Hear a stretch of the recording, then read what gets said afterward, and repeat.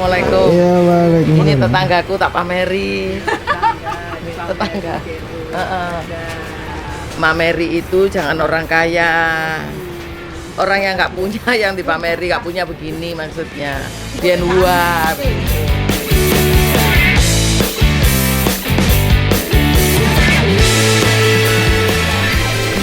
Api ya Din. Ya Api. Kok istana ya Din ya? Rekreasi. Istana boneka. Tempat rekreasi. Kok ini dipameri? Ini kita menghibur. Ini bukan menghibur. Apa? Mameri.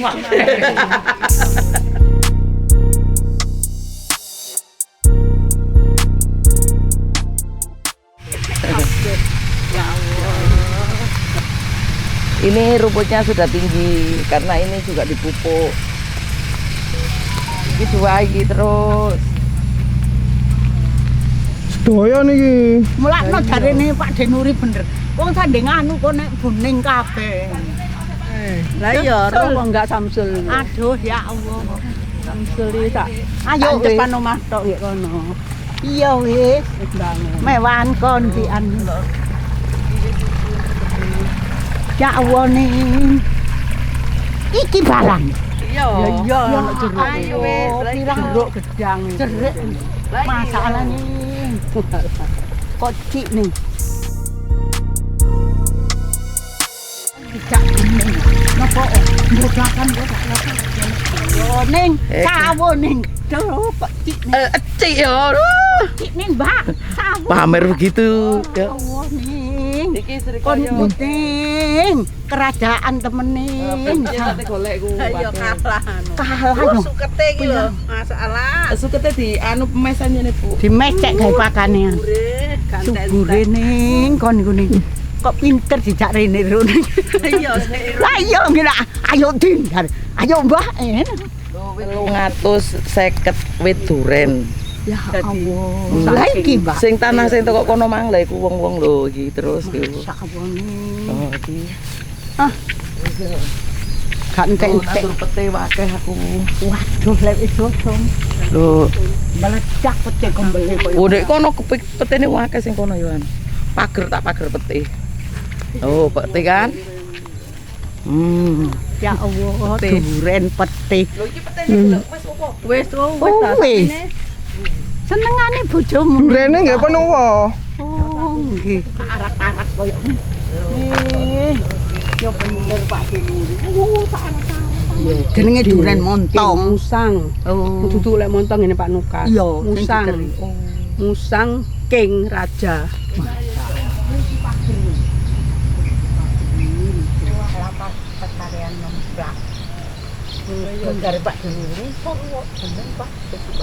Allah itu ngekei rezeki ku wabe. Aku dikei rezeki teko kono, mubeng ku wabe sampai kuburan tok di tengah-tengah tanahku, iya kan? Iya. Iku ibaratnya aku mbek Gusti Allah iku dikei rezeki, iku didodono rezekine ku wabe, dikei sak donya ni sak akeh kaya apa tetep ae balikin ku nang kuburan. Ya kita harus ingat bahwa kita itu nantinya kembali ke sini. Lah saiki duwe donya dikumpul-kumpulno gawe apa? Ayo. Lek digawe sedekah kaya anu. Ya engko gawe anu sangune tiket nang kuburan, mlebu kuburan. Biasanya kan nggak mobil kok jalan kaki. Mboten tahu nggo mobil Bu. Loh, mau mobil terus kan? Kapan? Mboten tahu. Jadi mobil lewat sini deh, oh paling kuning. Oh, sanes. Sanes niku, Bu. Niku badhe nage. Apa? Badhe nage. Kayak ini. Nage buning se.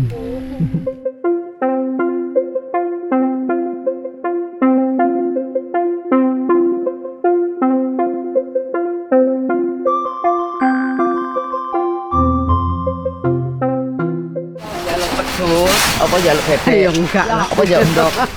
Takei. Tapi Mas. Ngomong. Wedhus. Wedhus, bebek, apa ndok? Bebek. Goblok. Dijaluk wedhus apa ya yo? Dijalukno lho blantik kok rene. Iya. Kita hiasan nih kok nang hiasan. Kono iku. Serangga ya iso. Geduk lah.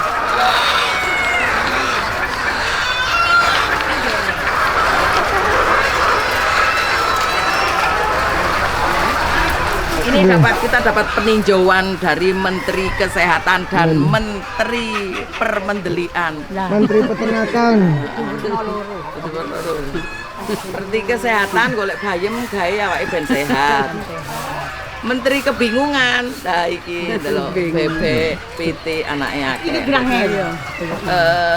Api yo, kasih kabar. Ya asik, loncalan itu. Iso seragam lho, warnane gulune iki lho. Iya. Wis enak yo kok ngene tok. Heeh, njukuk. Ayo tak pameri. Wedhus. Dhisik mak iyo kan wedhus iki. Ini dodo. Halo. Assalamualaikum. Oh. Nanti makan. Ben. Ben, ya sok ben. Papan sak aja. Iki tak makan ini. Durung wayahe makan. Durung wayahe makan. Saya mah nggih wedhuse. Nggih. Kan mangkreng lho, sikile iki. Belum wae Mbak. Ono pakane. Oh, bening. Durung. Iku delok. Delok putih iki lho. Wajahe delok. Lho, Lucunya mak yo. ngene iki lho, mbok di koyo ngene, bodene koyo ngene. Ya Allah, kok di ening sapa yang repot kowe iki.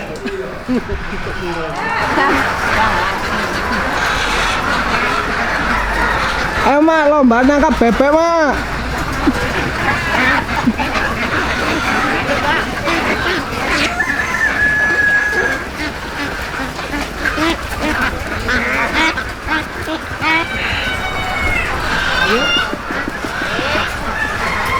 Kayak apa mak? Dimasak apa? Masak anu ae, macam. Macam lagi mak. Iya, padha. Podo nunut paling masake.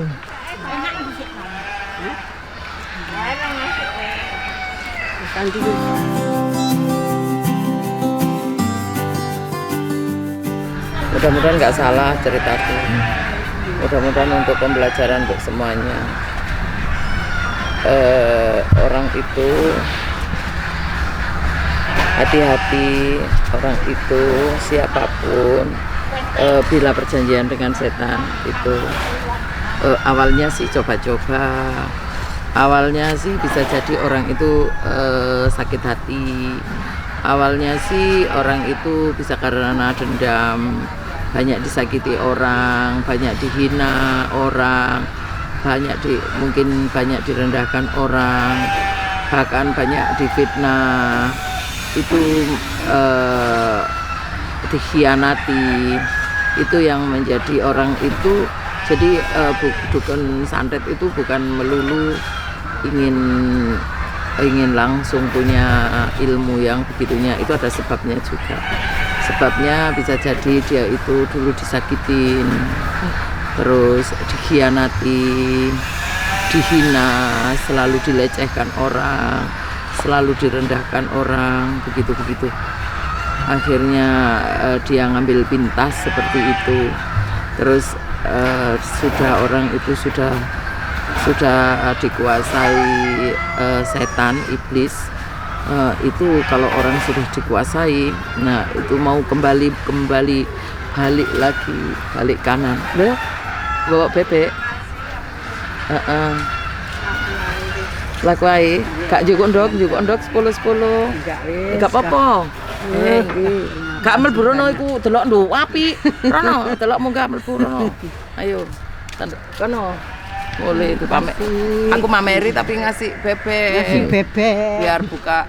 Gawa nang muslimin di anu slepno. Mlebu kono, Mak.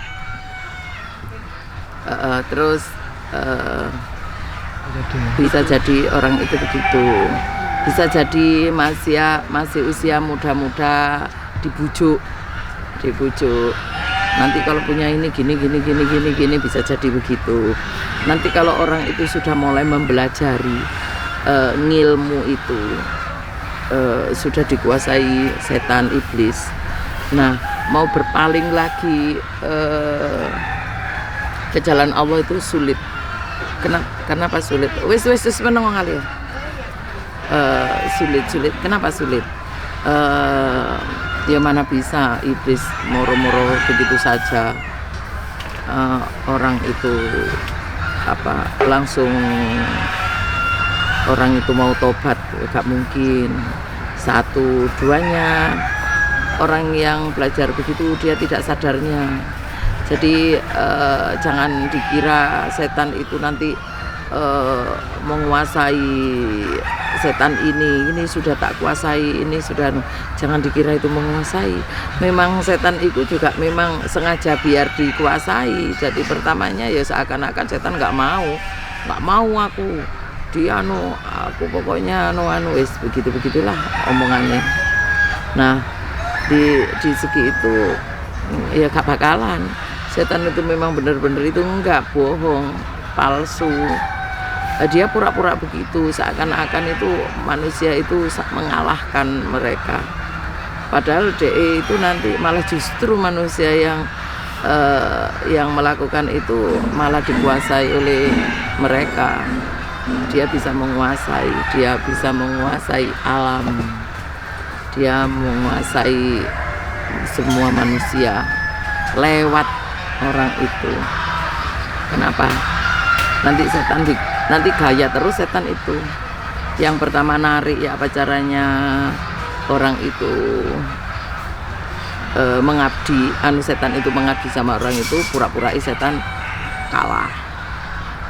Itu sudah setannya akhirnya menguasai manusia itu. Manusianya tidak sadar. Iku jukun ke jukun yang di dalam iku. Oh ngono. Kalau nanti setan itu bisa menguasai orang itu. Orang itu dikuasai setan itu. Bukan berarti iki meditik, Pak. Orang itu dikuasai setan itu. Bukan manusia yang menguasai setan, salah. Enggak. Justru setan itu yang sudah menguasai, iblis itu yang sudah menguasai manusia. Salah kalau orang itu ngomong saya sudah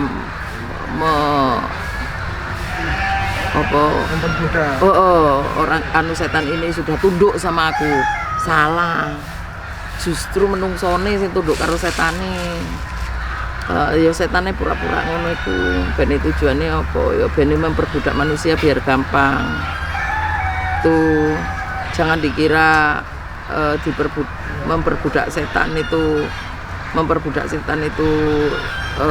kita menang. Bukan, justru kita yang salah, kita yang kalah dengan setan itu. Itu diawali dari orang itu yang melakukan seperti itu diawali dari mereka yang kecewa, disakiti, itu yang belajar seperti itu. Nah nanti setan-setan itu menguasai dengan cara, yaitu nanti setan yang menguasai ada lagi. Bila mana orang itu sudah setan menguasai manusia dengan cara apa? Sifat-sifat setan itu akan masuk kepada manusia itu. Mulai angkuh, mulai percaya diri sekali, mulai orang itu mulai aku hebat daripada yang lainnya, aku tidak bisa dikalahkan, mulai sombong, mulai angkuh, mulai itu semua ada di badan ini. Itu sudah menguasai emosi, mulai tinggi, gampang tersinggung. Ada orang begini tersinggung, begitu. Itu setan yang sudah menguasai manusianya, bukan manusia yang menguasai setan. Bukan kodam iblis apa, enggak. Jadi manusianya yang sudah dikuasai setan itu. Nanti lama kelamaan ada gelombang kedua yang orang itu sudah dikuasai mereka. Gelombang keduanya adalah saat orang itu mulai punya penyakit yang sangat dengki, gampang mencari kesalahan orang lain, gampang sekali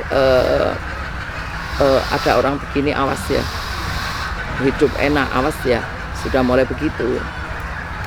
Kalau sudah mulai terjadi itu, nah itu setan itu akan bekerja kedua kali, periode kedua, yaitu nanti manusia dikuasai, disuruh dendam, disuruh ini sama orang lain, sama saudara kita sendiri. Nanti orangnya nyuruh setan itu, si dukun nyuruh setan itu, kamu tak tugaskan ke orang ini buat sengsara hidupnya, buat begini. Nah, itu sudah permainan setan. Nanti setannya omongannya gampang, aku gak mampu, orang ini banyak ibadah, banyak ini. Nanti orang dukun itu akan mengejar terus, kamu minta apa, makanmu apa, tak kasih, dengan syarat kamu harus bisa menyakiti orang ini gitu. Nah kalau sudah terjadi itu, nanti setan minta ini ya dituruti. Terus setan paling larinya, aku minta tumbal nyawa manusia. Terus akhirnya dukun ya sudah, kalau kamu tumbal manusia ini, masuk ke orang ini, siksa orang ini, nyawain, nanti orang ambil makanan tumbalmu.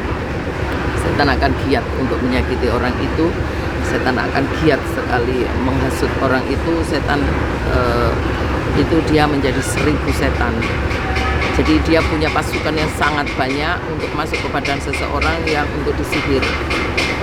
Nah kalau sudah masuk ke badan orang, masuk sihir, yang pertama kali dia masuki adalah otak sama hati.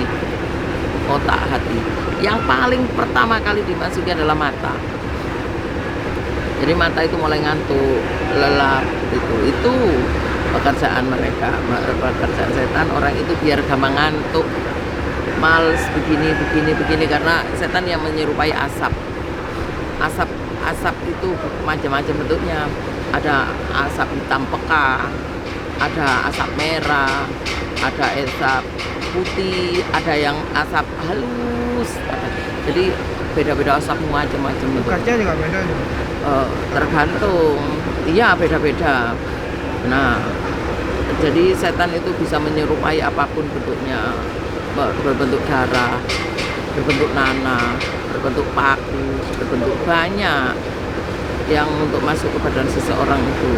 Jadi jangan main-main urusan dengan setan. Dia akan bekerja giat sekali untuk ya apa caranya orang itu tersiksa. Nah dia bekerja semaksimal mungkin untuk menyakitin orang itu. Terus setan itu akan masuk bagian otak, ada sendiri, bagian mata ada sendiri, bagian hati ada sendiri, bagian kuping ada sendiri, bagian hidung ada sendiri, mulut ada sendiri, semua ada. Nanti bagian tenggorokan ada sendiri, paru-paru ada sendiri, semuanya dimasuki sama mereka. Dengan tujuan apa? Nanti orang itu setan tidak akan bekerja semua, masih ada jenjang-jenjang waktu nih, ono periode nih. Ibaratnya sekolah kelas ya 0 PAUD di 0 kecil itu. Dan masuk yang paling utama adalah di otak, mata, otak, hati. Kenapa dimasuki itu? Orang itu nanti gampang emosi, gampang nggak percaya diri, gampang ketakutan, gampang resah, itu gampang sokudon, gampang itu yang masuk ke otak. Nanti kalau otak itu sudah dikuasai itu, emosi datang, setan yang lain gampang sekali, mudah sekali masuk ke orang itu, sangat mudah. Nanti yang bagian, jadi kerjasama, yang bagian mata, tugasnya ya di mata, ya apa caranya orang gampang ngantuk, lemes lah. Ada yang dibuat tenaga, di tenaga itu untuk lemes, badan berat itu. Diceritakan satu persatu ya antara percaya dan tidak, tapi nyatanya begitu. Terus nanti ada yang bagian rezekinya, ada yang di bagian keluarganya, timnya komplit, paket komplit pokoknya. Yang bagian di rezekinya nanti ya lo lengkap, rezekinya lancar tapi utangnya banyak, bukan rezekinya lancar, mudah mencari hutangan, itu ada yang seret sekali mencari sandang pangan, ya semacam-macam bentuknya. Terus ada yang pokoknya macam-macam lah. Nah di segi itulah kedelep Pak, kedelep lah itu. Jadi setan itu tugasnya di badan itu sama seperti kita sebetulnya. Ada kita punya tim, yaitu ada seperti di rumahku, ada yang kebersihan, ada yang tukang masak, ada yang macam-macam, ada yang taman, ada yang semuanya sama di tubuh kita. Terus nanti males ibadah berat gitu. Kalau sudah terjadi itu, mulai dia memberi sakit, mulai lambung dulu. Lambung itu mulai sebah, nggak nyaman, badan kayak meriang, nggak tentu, keringat dingin banyak keluar, pusing tidak pusing, berat badan, gitu-gitulah ceritanya. Nah terus kalau sudah terjadi itu, mulai merambat sudah.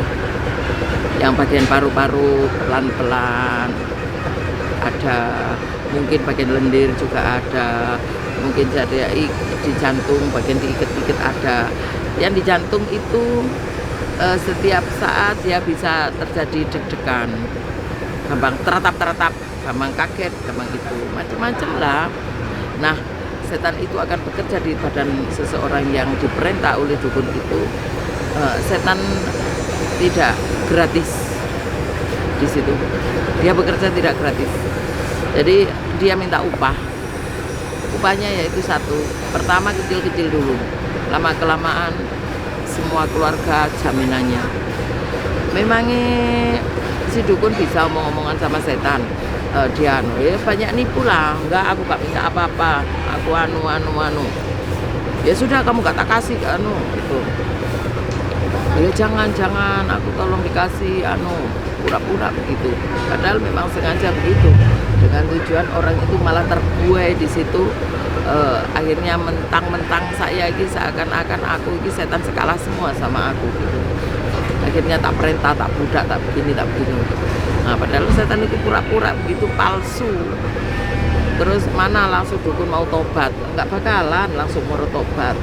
Setan apa ya terima.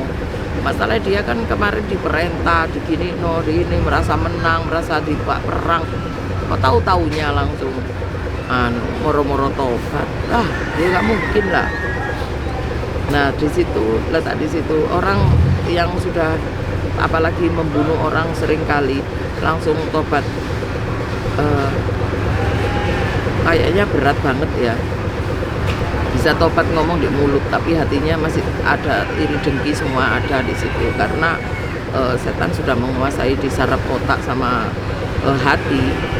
Jadi nanti bila mana perjanjiannya tidak terpenuhi, seandainya sudah sekian kali membunuh orang, sekian jumlah, sekian puluhan, ratusan, sekian, memang sudah kenyang. Jadi Gusti Allah ya mempertemukan sama seseorang yang bagaimana caranya lewati kilo kon kalai padha karo gitu ta.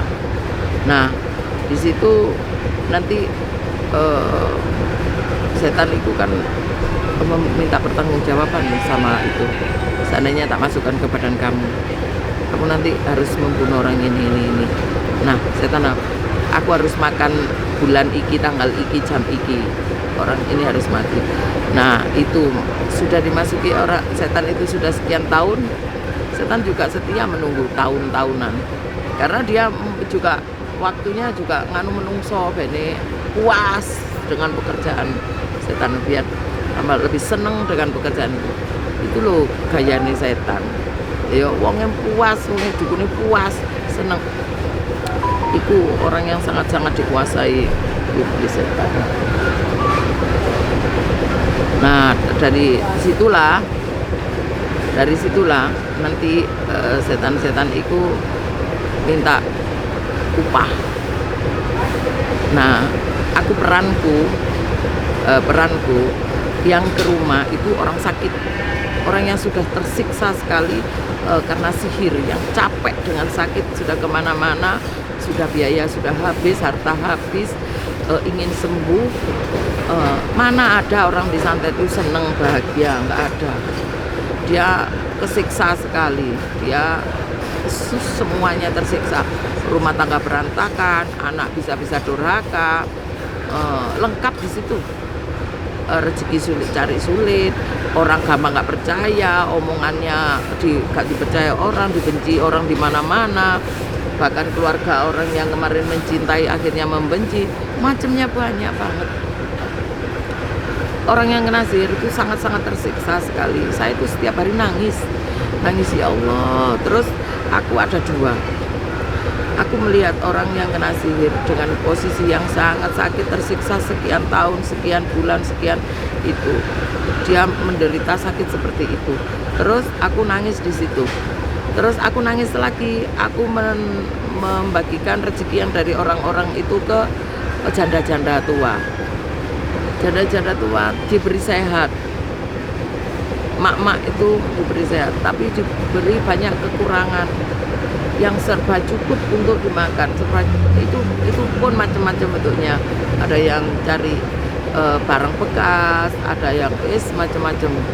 Jadi apa orang yang sakit itu ingin sembuh, orang yang janda-janda tua-tua itu ingin hidup, sama sebetulnya ingin hidup, cuma jalannya macam-macam.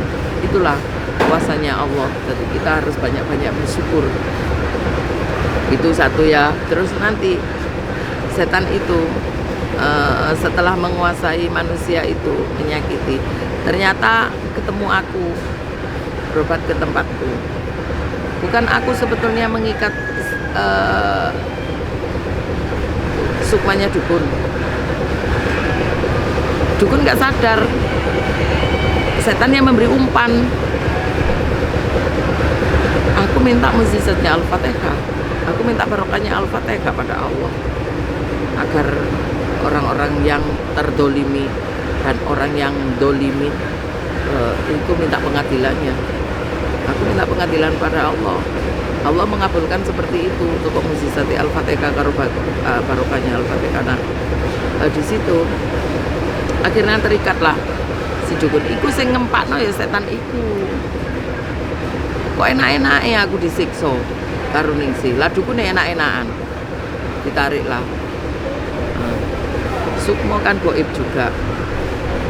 Itu barang goib-goiban, bukan suka sembarangan moro-moro anu. Makanya diceritakan antara percaya dan enggak, masuk akal dan enggak, ya repot kita. Lah di segi itulah aku ikat di badan orang itu dengan doa Al-Fatihah. Al-Fatihah sangat mujarab, Al-Fatihah sangat tidak ada duanya. Di situ aku bisa aku nggak bisa apa-apa. Aku nggak bisa apa-apa sama sekali. Aku ngenteni tetes embun kok pangeran kok. Allah meridhoi apa yang aku jalankan, insya Allah bisa. Nah, kalau Gusti Allah nggak ngeridhoi apa yang aku jalankan, orang sopo, memang aku nggak bisa apa-apa. Terus di situ kenapa orang itu nggak sembuh-sembuh? Kan banyak pertanyaan. Kenapa orang nggak sembuh-sembuh? Lu tidak segampang itu orang itu langsung sembuh. Karena itu sihir yo, di padano karo penyakit-penyakit. Wong medis saya nggak sembuh-sembuh, apalagi non medis. Kita urusan sama orang-orang yang iri hati, dengki. Jadi kita harus sabar. Nanti aku yang ngambil pasukannya dulu, tak ambilin. Aku ngambil pasukannya, tak ambilin pasukan ini, pasukan-pasukan yang ada di hati. Makanya orangnya sakit kepala tetap pakai kaki, perut, punggung, semua tak ambil. Walaupun orangnya bilang sakit kepala, tetap semua tak ambil. Karena kenapa aku lakukan itu? Karena sudah ada pos-pos semuanya yang ada di tubuh.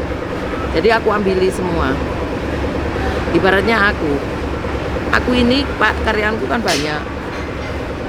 Bagian masa ada ya kan, bagian kebersihan ada, bagian terapi ada, bagian pendaftaran ada, bagian taman ada, semua ada.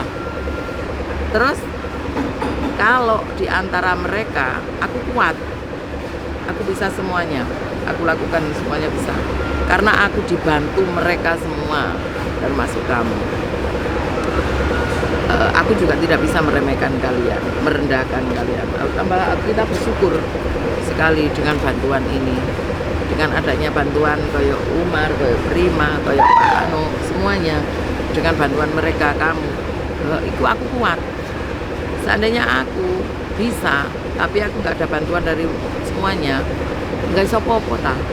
Aku mau sedekah uangku banyak mau sedekah. Kalau nggak ada bantuan yang menyalurkan ini loh, peningsi ke sini, seperti pakai ini, ya juga nggak bisa. Terus kalau kita terus nggak ada anak yatim, nggak ada kaum duafa, terus nggak ada janda-janda, lu mau disalurkan kemana? Ayo, memang kita saling melengkapi. Jadi nggak usah menghina sama yang tidak mampu, tidak usah menghina merendahkan sama orang-orang yang di bawah kita. Justru mereka itu yang membuat kita kuat. Terus aku ngambilin, kenapa orang itu tidak, yang ibaratnya bau reksone nggak diambil, ya kan gitu kan? Nggak usah. Yang kita ambil pasukan dulu, pasukan dapur tak pilih, lumpuh sulit untuk masak, kebersihan tak ambil, lumpuh untuk kotor semua. Di badan ini kita ambil sedikit-sedikit karena kita ngambil sana ngantem, gini ngantem gitu. Dari orang itu yang kena sihir gampang emosi, orang kena sihir gampang sedih, orang kena sihir gampang itu sangat mudah sekali setan masuk. Yang saya keluarkan ibaratnya 100, yang masuk berapa ribu. Dari sifatnya orang yang sakit itu juga, jadi sama-sama mendukung sebetulnya. Terus kalau banyak diambili di badan, yang kuat itu tadi lumpuh juga. Dia kuat tapi omongannya tok, dia nggak bakal kuat apa-apa. Maksudku dukun itu. Nah, nanti pada waktu dongedar, hari ini, bulan ini, tanggal ini, jam ini, orang ini harus mati.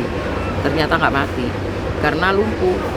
Yang bagian jantung diambil, yang bagian paru-paru diambil, yang di bagian leher diambil. Lho sapa sing bagian nekek? Lho sapa sing bagian ngikat jantung?